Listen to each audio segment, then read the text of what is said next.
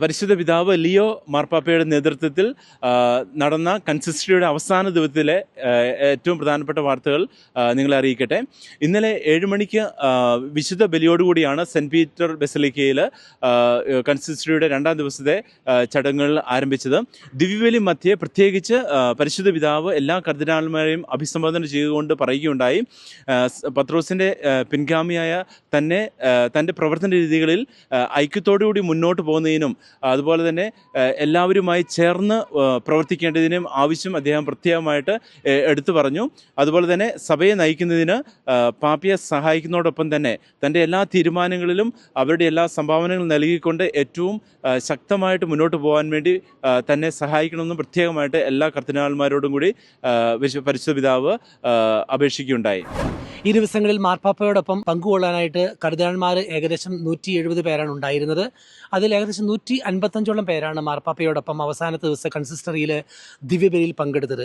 ദിവ്യബലിയിൽ മധ്യേ മാർപ്പാപ്പ നൽകിയ സന്ദേശത്തിൽ അദ്ദേഹം എടുത്തു പറഞ്ഞ മറ്റൊരു പ്രധാനപ്പെട്ട കാര്യമെന്ന് പറയുന്നത്, കൺസിസ്റ്ററി എന്ന് പറഞ്ഞത് ഒരു സമ്മേളനം എന്നൊരു അർത്ഥത്തിലല്ല അതിനെ മനസ്സിലാക്കേണ്ടത്, മറിച്ച് അതൊരു കൂട്ടായ്മയിൽ ആയിരിക്കുക, ഒന്നിച്ചായിരിക്കുക എന്നുള്ള അർത്ഥം മനസ്സിലാക്കിക്കൊണ്ട് ദൈവജനത്തിൻ്റെ നന്മയ്ക്ക് വേണ്ടി സഭാ ശുശ്രൂഷയിൽ ദൈവത്തോട് ആലോചന ചോദിച്ചുകൊണ്ട് ദൈവഹിതം തിരിച്ചറിഞ്ഞ് സഭയുടെ നന്മയ്ക്ക് വേണ്ടി പരിശുദ്ധ പിതാവിനോട് ഒന്നു ചേർന്ന് കൂട്ടായ്മയിൽ ഐക്യത്തിൽ പ്രവർത്തിക്കേണ്ടത് ആവശ്യകതയെക്കുറിച്ച് മാർപ്പാപ്പ ഊന്നി പറയുകയുണ്ടായി.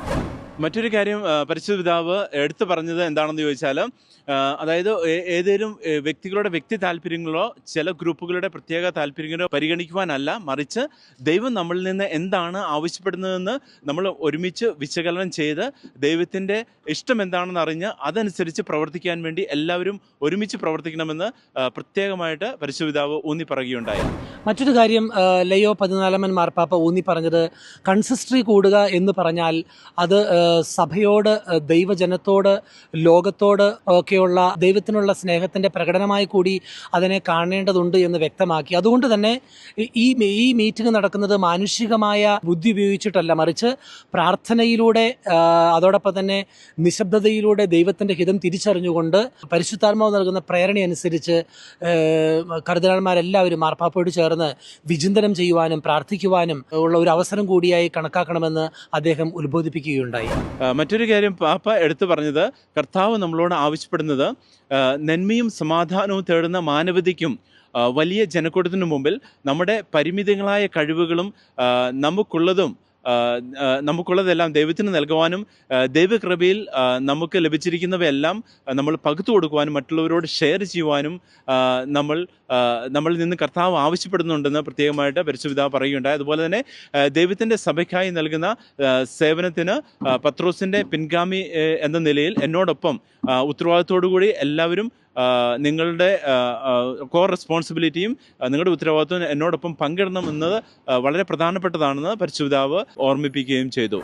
ദിവ്യബലിക്ക് ശേഷം കൺസിസ്റ്ററിയുടെ അവസാന ദിവസമായ ശുശ്രൂഷകൾ മീറ്റിങ്ങുകളെല്ലാം ആരംഭിച്ചത് രാവിലെ 9:30 മണിയോടുകൂടിയാണ്. ഇതിൽ പ്രധാനമായും എടുത്തു പറയേണ്ട ഒരു കാര്യം, ആദ്യത്തെ സെഷനിൽ സിനഡ് ഓഫ് സെക്രട്ടേറിയറ്റിൻ്റെ സെക്രട്ടറി ജനറലായിരുന്ന കർദിനാൾ മാരിയോ ഗ്രേച്ച് സഭയിൽ ഐക്യത്തോടെ കൂട്ടായ്മയിൽ പ്രവർത്തിക്കേണ്ടതിൻ്റെ ആവശ്യകതയെക്കുറിച്ചും അതോടൊപ്പം തന്നെ പ്രവാചക ദൗത്യത്തോടുകൂടി ഈ കാലഘട്ടത്തിൻ്റെ ആവശ്യമനുസരിച്ച് സഭ മുന്നോട്ട് പോകേണ്ടതിൻ്റെ ആവശ്യകതയെക്കുറിച്ചും പ്രത്യേകമായിട്ട് പരാമർശിക്കുകയുണ്ടായി. രാവിലത്തെ സെഷനിൽ പ്രധാന തീം എന്ന് പറയുന്നത് സിനഡും സിനഡാത്മകതയുമായിരുന്നു. അപ്പോൾ ഈ സിനഡാലിറ്റിയെക്കുറിച്ചുള്ള പ്രത്യേക ചർച്ചകളുണ്ടായിരുന്നു. ആദ്യത്തെ സെഷനിൽ മൊത്തം 20 ഗ്രൂപ്പുകളായി കാർഡിനൽമാരെ പല ഗ്രൂപ്പുകളായിട്ട് വേർതിരിച്ചു. അതിനുശേഷം ഗ്രൂപ്പ് ഡിസ്കഷൻസ് ഉണ്ടായിരുന്നു. അതിനുശേഷം അവർ റിപ്പോർട്ടുകളെല്ലാം പ്രസൻറ്റ് ചെയ്തു. ഇതിൽ 20 ഗ്രൂപ്പുകളിൽ 11 ഗ്രൂപ്പുകൾ നോൺ ഇലക്ടേഴ്സ് കാർഡിനൽസിൻ്റെ ആയിരുന്നു. അതുപോലെ 9 ഗ്രൂപ്പുകളിലുള്ള കാർഡിനൽമാർ വത്തിക്കാൻ കുരിയിലും പ്രാദേശിക സഭയിലും ജോലി ചെയ്യുന്നവരായിരുന്നു.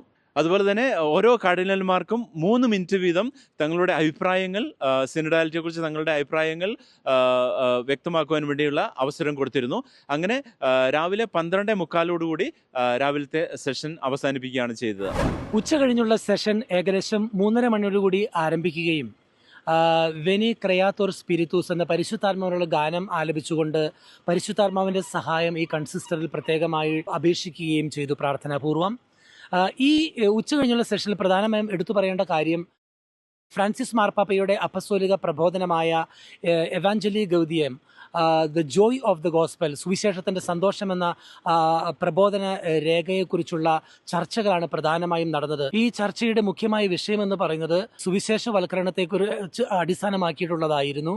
യേശു നമ്മെ രക്ഷിച്ചതുകൊണ്ട് ദൈവത്തിൻ്റെ ആ സ്നേഹം നമുക്ക് ചരിത്രത്തിൽ മറക്കാനാകുമോ എന്നുള്ളൊരു ചോദ്യം ഉയർന്നിരുന്നു. അതുകൊണ്ട് തന്നെ ദൈവത്തിൻ്റെ സ്നേഹം, യേശുവിൻ്റെ കുരിശിലെ സ്നേഹം മറ്റുള്ള ജനപദങ്ങളിലേക്ക് എത്തിക്കേണ്ടത് പ്രൊസലൈറ്റിസത്തിലൂടെയല്ല, മറിച്ച് ആകർഷണത്തിലൂടെയാണ്. അതായത് സാക്ഷ്യ ജീവിതത്തിലൂടെ, സ്നേഹത്തിൽ അധിഷ്ഠിതമായ ജീവിതത്തിലൂടെയും സഭാത്മകമായ ജീവിതത്തിലൂടെയും മറ്റുള്ളവരെ യേശുവിൻ്റെ സ്നേഹം പകർന്നു കൊടുക്കേണ്ടതിൻ്റെ ആവശ്യകതയെക്കുറിച്ച്, സുവിശേഷവൽക്കരണത്തിൻ്റെ പ്രാധാന്യത്തെക്കുറിച്ചും ഈ ചർച്ചയിൽ പ്രത്യേകം ഊന്നൽ നൽകുകയുണ്ടായി.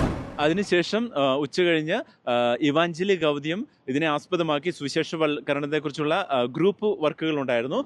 ഗ്രൂപ്പ് വർക്കുകളിൽ ചർച്ചകളുണ്ടായിരുന്നു. അതിനുശേഷം അവർ റിപ്പോർട്ട് സമർപ്പിക്കുകയുണ്ടായി. ഇതിൽ പ്രത്യേകമായിട്ട് എടുത്തു പറയേണ്ട ഒരു കാര്യമെന്ന് ചോദിച്ചാൽ, സുവിശേഷം ഒരു നിധിയാണ്. അത് ഒരിക്കലും നമുക്ക് അടച്ചു വെക്കുവാനായിട്ട് സാധിക്കുകയില്ല. നമുക്ക് എല്ലാവർക്കും ക്രൈസ്തവർ എന്ന നിലയിൽ ഒരു ഉത്തരവാദിത്വമുണ്ട്, ഒരു മിഷനുണ്ട്, ഒരു ദൗത്യമുണ്ട്. അത് സുവിശേഷ പ്രഘോഷണം എന്നുള്ളത് വളരെ പ്രധാനപ്പെട്ടതാണ്. പിന്നെ മറ്റൊരു പ്രധാന കാര്യം എന്ന് പറഞ്ഞ് കെരിഗ്മ എന്നാണ്. അതായത് നമ്മുടെ പ്രഖ്യാപനം, സുവിശേഷവൽക്കരണം എന്നൊക്കെ പറയുന്നത് കരിഗ്മയിൽ അധിഷ്ഠിതമാണ്. കരിഗ്മയിൽ എന്ന് പറഞ്ഞാൽ ജീവനുള്ള ഒരു പ്രഖ്യാപനമായിരിക്കണം. അത് ദൈവവുമായിട്ടുള്ള, യേശുവുമായിട്ടുള്ള ഒരു കൂടിക്കാഴ്ചയിൽ അധിഷ്ഠിതമായിരിക്കണമെന്ന് പ്രത്യേകമായിട്ട് ഓർമ്മിപ്പിക്കുകയുമുണ്ടായി. മറ്റു കാര്യങ്ങൾ അവർ ചർച്ച ചെയ്തത് മുറിവേറ്റ ജീവിതങ്ങളെ എളിമയോടുകൂടെ നമ്മൾ സമീപിക്കേണ്ടതുണ്ടെന്നും, ദാരിദ്ര്യത്തിലും വേദന അനുഭവിക്കുന്നവരെ സ്നേഹിക്കുക, ദരിദ്രരിലേക്ക് എത്തിച്ചേരുന്നതിന് നമ്മുടെ ദൗത്യം സന്തോഷത്തോടെ അത് കാണണമെന്നും അത് ഉപയോഗിക്കണമെന്നും പ്രത്യേകമായിട്ട് ഓർമ്മിപ്പിക്കുകയുണ്ടായി. അതുപോലെ തന്നെ പ്രാദേശിക സഭയുടെ പ്രാധാന്യം, ഇന്നത്തെ ആശയവിനിമയത്തിൽ, കമ്മ്യൂണിക്കേഷനിൽ ഡിജിറ്റൽ ലോകത്തിൻ്റെ പ്രാധാന്യം, ഇവയും പ്രത്യേകമായിട്ട് ചർച്ച ചെയ്യപ്പെടുകയുണ്ടായി. അതുപോലെ തന്നെ സുവിശേഷവൽക്കരണം ആളുകളുടെ എണ്ണത്തിലല്ല, മറിച്ച് വിശ്വാസത്തിൽ അധിഷ്ഠിതമായ, സ്നേഹത്തിൽ അധിഷ്ഠിതമായ ഒരു കമ്മ്യൂണിറ്റി, ഒരു സമൂഹം കെട്ടിപ്പടുക്കുന്നതിലാണ്. അതിലൂടെ മറ്റുള്ളവർ നമ്മുടെ ദൈവസ്നേഹവും പരസ്നേഹവും ഒക്കെ കണ്ട്, സുവിശേഷത്തിൻ്റെ വാല്യൂകൾ കണ്ട് ഓട്ടോമാറ്റിക്കായിട്ട് യേശു അവരെ നമ്മളിലേക്ക് അടുപ്പിക്കുമെന്നുള്ള പ്രത്യേകമായ ഒരു ആശയം ഇതിലൂടെ ഷെയർ ചെയ്യുകയുമുണ്ടായി. മറ്റൊരു സുപ്രധാനമായ വാർത്ത അറിയിക്കുവാനുള്ളത്, ഈ കൺസിസ്റ്ററിയിൽ മാർപ്പാപ്പ ഒരു പ്രഖ്യാപനം നടത്തുകയുണ്ടായി. എല്ലാ വർഷവും ഇതുപോലെ എക്സ്ട്രാ ഓർഡിനറി കൺസിസ്റ്ററി മാർപ്പാപ്പ വിളിച്ചു കൂട്ടുമെന്ന് അറിയിച്ചിട്ടുണ്ട്. ഇത് കർദിനാൾമാരുടെ കൂട്ടായ്മയിൽ സഭയുടെ നന്മയ്ക്ക് വേണ്ടി കൂടുതൽ ഒത്തൊരുമിച്ച് പ്രവർത്തിക്കുവാനുള്ള ഒരു ആഹ്വാനം തന്നെയാണ് ഇതിലൂടെ ലയോ 14 മാർപ്പാപ്പ വ്യക്തമാക്കുന്നത്. ഏതായിരുന്നാലും അടുത്ത കൺസിസ്റ്ററി ഈ വർഷം ജൂൺ മാസത്തിൽ ഉണ്ടാകുമെന്നാണ് അറിയിച്ചിരിക്കുന്നത്. അത് പത്രോസ് പൗലോസ് ശ്ലീഹന്മാരുടെ തിരുനാളിനോടനുബന്ധിച്ച് 27, 28, 29 തീയതികളിലായിരിക്കുമെന്നാണ് മനസ്സിലാക്കാൻ സാധിക്കുന്നത്. അതുപോലെ തന്നെ ഫ്രാൻസിസ് മാർപ്പാപ്പ ആരംഭിച്ച കാര്യങ്ങൾ തുടർന്നുകൊണ്ട് പോകുമ്പോഴും കാർഡിനൽമാരുടെ കൂട്ടായ്മയിൽ നിന്നുകൊണ്ട് അവരോടൊത്തും ചേർന്നുകൊണ്ടുള്ള സംഭാഷണത്തിലൂടെ സഭയെ 2ാം വത്തിക്കാൻ കൗൺസിലിൻ്റെ തുടർച്ചയെന്നോണം ഈ കാലഘട്ടത്തിൽ നയിക്കേണ്ടതിൻ്റെ ആവശ്യകത വളരെ പ്രധാനപ്പെട്ടതാണെന്ന് പരിശുദ്ധ പിതാവ് പ്രത്യേകമായിട്ട് ഓർമ്മിപ്പിക്കുകയും ചെയ്തു. അതുപോലെ തന്നെ ഇവിടെ എടുത്തു പറയേണ്ട ഒരു കാര്യം എന്ന് പറയുന്നത്, നിങ്ങളിലൂടെയാണ് പത്രോസിൻ്റെ പിൻഗാമി എന്ന നിലയിൽ എന്നെ തിരഞ്ഞെടുത്തത്. പരിശുദ്ധ പിതാവ് കാർഡിനൽമാരോട് പറയുകയുണ്ടായി. അതുകൊണ്ട് പരിശുദ്ധാത്മാവ് നമ്മിൽ നിന്ന് എന്താണ് ആഗ്രഹിക്കുന്നതെന്ന് ഒരുമിച്ച് വിവേചിച്ചറിയുകയും അതനുസരിച്ച് പ്രവർത്തിക്കുകയും ചെയ്യണമെന്ന് വളരെ ശക്തമായ രീതിയിലും ഒരു പിതാവിൻ്റെ രീതിയിലും എല്ലാ കർദിനാൾമാരെ ഓർമ്മിപ്പിക്കുകയും ചെയ്തു. 7:15 കൂടിയാണ് ഈ കൺസിസ്റ്ററി അവസാനിക്കുന്നത്. ഏതായിരുന്നാലും കോളേജ് ഓഫ് കാർഡിനൽസിന് കൂടുതൽ സന്തോഷവും ആവേശവും പകർന്നൊരു കാര്യമെന്ന് പറയുന്നത് പരസ്പര സംഭാഷണത്തിനുള്ള അവസരങ്ങൾ ഉണ്ടായിരുന്നു എന്നുള്ളത് തന്നെയാണ്. പ്രാർത്ഥനയിലൂടെയും നിശബ്ദമായ പരിശുദ്ധാത്മാവിന്റെ ശ്രവണത്തിലൂടെയും നയിക്കപ്പെട്ട ഈ കൺസിസ്റ്ററി വലിയൊരു സന്തോഷത്തിൻ്റെ അനുഭവമായിരുന്നുവെന്ന് തന്നെയാണ് മനസ്സിലാക്കാൻ കഴിഞ്ഞത്. 7:15 കൺസിസ്റ്ററി അവസാനിച്ചതിന് ശേഷം പിന്നീട് മാധ്യമ പ്രവർത്തകർക്കും വേണ്ടിയിട്ട് പ്രത്യേകമായ ഒരു പ്രസ് കോൺഫറൻസ്, പത്രസമ്മേളനം സാലാ സ്താംബയിൽ വത്തിക്കാനിൽ നടന്നിരുന്നു. അതിൽ വത്തിക്കാൻ ഹോളി സീയുടെ സാലസ്താംബയുടെ ഡയറക്ടറായ മാത്തയോ ബ്രൂണിയോടൊപ്പം തന്നെ 3 കർദിനാൾമാരും ഈ പത്രസമ്മേളനത്തിൽ പങ്കെടുക്കുവാനും ചോദ്യങ്ങൾക്ക് ഉത്തരങ്ങൾ നൽകുവാനായിട്ട് വന്നിരുന്നു. ഇതിൽ 3 കർദിനാൾമാരാണ് അതിലുണ്ടായിരുന്നത്. സൗത്ത് ആഫ്രിക്കയിലെ ജോഹന്നാസ്ബർഗിൽ നിന്നുള്ള സ്റ്റെഫൻ ബ്രസിലിൻ, അതോടൊപ്പം തന്നെ ഫിലിപ്പീൻസിൽ നിന്നുള്ള പാബ്ലോ വെർജീലിയോ, കൊളംബിയയിലെ ബൊഗോട്ടയിൽ നിന്നുള്ള കർദിനാൾ ലൂയിസ് ഹോസെ റുവേദ എന്നീ കർദിനാൾമാർ അതിൽ പങ്കെടുത്തു. ഇതിൽ എടുത്തു പറയേണ്ട ഒരു കാര്യം, സൗത്ത് ആഫ്രിക്കയിൽ നിന്നുള്ള ജോഹന്നാസ്ബർഗിൽ നിന്നുള്ള കർദിനാൾ പറഞ്ഞൊരു കാര്യം, ഈ കൺസിസ്റ്ററിയിൽ എല്ലാ കർദിനാൾമാർക്കും പരസ്പരം അടുത്തറിയുവാനുള്ള ഒരു അവസരമുണ്ടായിരുന്നു എന്നുള്ളത് തന്നെയാണ്. കാരണം പ്രായമേറെയായിട്ടുള്ള കർദിനാൾമാരുണ്ട്, പ്രായം കുറഞ്ഞവരുണ്ട്. ഓർത്തിരിക്കേണ്ട ഒരു കാര്യം, ഈ മാർപ്പാപ്പയെ തിരഞ്ഞെടുക്കുവാനുള്ള ആ കോൺക്ലേവ് നടക്കുന്ന സമയത്ത് കർദിനാൾമാർക്ക് പരസ്പരം അറിയില്ലായിരുന്നു എന്നുള്ള ഒരു പരിമിതി അന്ന് ചർച്ച ചെയ്യപ്പെട്ടിരുന്നു. ഈ കോണ്ടെക്സ്റ്റിൽ ഈ കൺസിസ്റ്ററി നടക്കുമ്പോൾ കൂടുതൽ സമയം പരസ്പരം ചെലവഴിക്കുവാനും പങ്കിടുവാനും സംസാരിക്കുവാനും ഒന്നിച്ച് തീരുമാനങ്ങളൊക്കെ എടുക്കുവാനുള്ള അവസരം കിട്ടിയത് പരസ്പരം അറിയുവാൻ സഹായിച്ചു എന്നുള്ളത് വലിയ സന്തോഷത്തോടു കൂടി തന്നെ ആ കർദിനാൾ എടുത്തു പറയുകയുണ്ട്. ഫിലിപ്പീൻസിൽ നിന്നുള്ള കാർഡിനലായ ഫാബ്ലോ വിർജീലിയോ പ്രകാരം പ്രത്യേകമായിട്ട് പറഞ്ഞത് ഈ കൺസിസ്റ്ററി പ്രത്യേകിച്ച് സിനഡാലിറ്റിയെക്കുറിച്ച് ചർച്ച ചെയ്യുന്നതിലും അത് പ്രാവർത്തികമാക്കുന്നതിലും വളരെ സഹായിച്ചു എന്നുള്ളതാണ്. അദ്ദേഹം പറഞ്ഞത് ഇപ്രകാരമാണ്, സിനഡാലിറ്റി എന്ന് പറയുന്നത് നമ്മൾ പരിശുദ്ധ പിതാവുമായിട്ട് ഐക്യത്തോടും കൂടി സ്നേഹത്തോടും കൂടി നമ്മൾ വൈദികരും ആത്മായരും എല്ലാവരും കൂടി ചേർന്ന് ഒരു കൂട്ടായ്മ എന്ന നിലയിൽ പ്രവർത്തിക്കണം എന്നതാണ് ഉദ്ദേശിക്കുന്നതെന്ന് പറഞ്ഞു. അത് സഭയുടെ എല്ലാ തലത്തിലും പ്രാവർത്തികമാക്കണമെന്ന് പ്രത്യേകമായിട്ട് അദ്ദേഹം ചൂണ്ടിക്കാണിക്കുകയുണ്ടായി.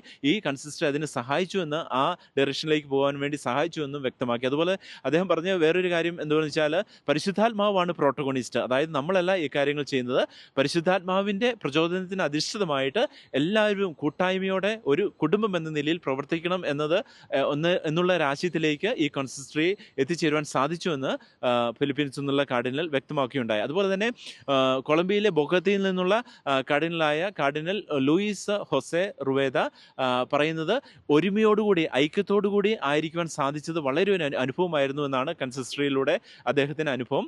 അതായത് അദ്ദേഹം പറയുന്നത് ഇപ്രകാരമാണ്, പരിശുദ്ധ പിതാവ് ആദ്യ ദിവസം തന്നെ എല്ലാവരെയും വളരെ അധികം ഇൻസ്പിറേഷൻ നൽകി. എന്ന് പറഞ്ഞാൽ, ഞാൻ ഇവിടെ ആയിരിക്കുന്നത് നിങ്ങളെല്ലാവരെയും ശ്രവിക്കുവാനാണ് എന്ന് കർദിനാൾമാരോട് പറഞ്ഞു തന്നെ വളരെ ഒരു പ്രചോദനമായിരുന്നു എന്ന് അദ്ദേഹം പ്രത്യേകമായിട്ട് ചൂണ്ടിക്കാണിക്കുകയുണ്ട്. അതുപോലെ തന്നെ പ്രായം ചെന്ന കർദിനാൾമാരുടെ ഒക്കെ സാന്നിധ്യം വളരെ പ്രചോദനമായിരുന്നു എന്നും പ്രത്യേകം അദ്ദേഹം ഓർമ്മിപ്പിക്കുകയുണ്ടായി. അതുപോലെ പാപ്പയുമായുള്ള അടുപ്പം മൊത്തത്തിൽ ഇത് കെട്ടിയുറപ്പിക്കുന്നതിന് ഈ കൺസിസ്റ്ററി നമ്മളെ സഹായിച്ചുവെന്ന് അദ്ദേഹം പ്രത്യേകമായിട്ട് എടുത്തു പറയുകയുണ്ടായി.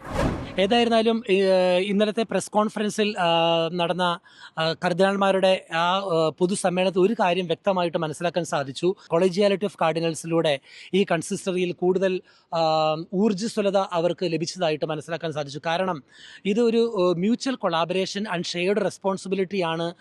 പരസ്പര സഹകരണവും കൂട്ടുത്തരവാദിത്വം വഴി മാർപ്പാപ്പയോട് ചേർന്ന് കർദിനാൾമാർ ഒന്നു ചേർന്ന് സഭയെ നയിക്കുന്ന ഒരു ധീരമായ നിലപാട് തന്നെയാണ് ലയോ 14 മാർപ്പാപ്പ എടുത്തിരിക്കുന്നത് എന്നുള്ളത് വ്യക്തമാവുകയാണ്. ഏതായിരുന്നാലും യേശുവിൻ്റെ സുവിശേഷം ആധുനിക ലോകത്തിൽ കൂടുതൽ ഊർജ്ജസ്വലതയോടുകൂടി പങ്കുവയ്ക്കുവാൻ ഈ ലയോ 14 മാർപ്പാപ്പയുടെ നേതൃത്വത്തിന് സാധിക്കട്ടെ എന്ന് നമുക്ക് ആശംസിക്കുകയും പ്രാർത്ഥിക്കുകയും ചെയ്യാം. ലയോ 14 മാർപ്പാപ്പ എടുത്തിരിക്കുന്ന ഈ ഒരു ധീരമായ നിലപാടും പുതിയ രീതിയിലുള്ള ഒരു സമീപനവും കർദിനാൾമാരോട് ചേർന്ന് സഭയെ നയിക്കുവാനുള്ള ആ ഒരു ആവേശവും തീരുമാനവുമെല്ലാം നമ്മുടെ സഭയ്ക്ക് മാത്രമല്ല ലോകം മുഴുവനും അതിൽ നിന്നുള്ള നന്മയുടെ ഫലങ്ങൾ പുറപ്പെടും എന്ന് നമുക്ക് തീർച്ചയായിട്ടും നമുക്ക് വിശ്വസിക്കാം. ഏതായാലും പ്രാർത്ഥനയുടെ കരങ്ങൾ നമുക്ക് തുടർന്നുള്ള നാളുകളിലും വരാൻ പോകുന്ന കൺസിസ്റ്ററിക്ക് വേണ്ടിയും നമുക്ക് ഉയർത്താം. വത്തിക്കാൻ സ്ക്വയറിൽ നിന്നും ഫാദർ ജോജി പോളിനോടൊപ്പം ഗുഡ്നസ് ടെലിവിഷന് വേണ്ടി ഫാദർ ജോബി പോൾ.